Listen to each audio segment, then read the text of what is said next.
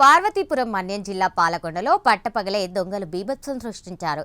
గాయత్రీదేవి అమ్మవారి ఆలయంలో మూల విరాట్ మెడలోని 4 మంగళసూత్రాలు, అమ్మవారి ముక్కు పుడక, అమ్మవారి బంగారు నేత్రాలు దోచుకున్నారు.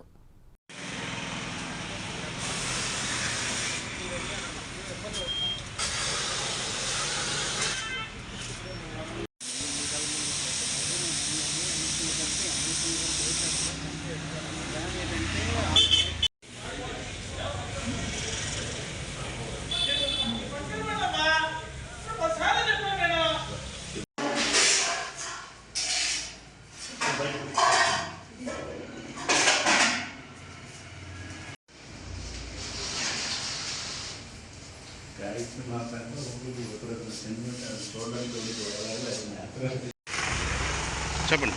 తెల్లవారు 8:30 సమయంలో అల్పాహారం అని చెప్పి ఉత్తర వైపు ఉన్న మెట్ల మీద కూర్చొని అల్పాహారం చేస్తుండగా ఒక దంపతులు వచ్చి అమ్మవారిని దర్శనం చేసుకొని బయటకు వచ్చేసి మళ్ళీ లోనికి వచ్చారు.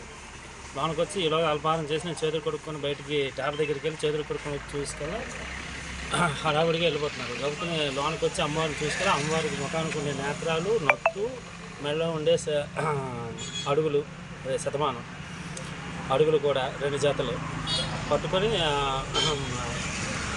చూసుకెళ్ళి లేవు.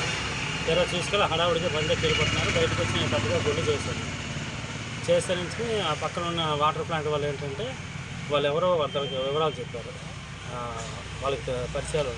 వెంటనే స్టేషన్కి ఫోన్ చేసి స్టేషన్ దగ్గర నుంచి కంప్లైంట్ ఇస్తూ వాళ్ళు ట్రేట్ చేసి వారిని పట్టుకున్నారని తెలిసింది. ఆ విధంగా కంప్లైంట్ సుమారు అంత బంగారం అంత సుమారు 24 గ్రాములు. మీ పేరండి? చిట్టుబాబు, బంకుపల్లి చిట్టుబాబు సార్.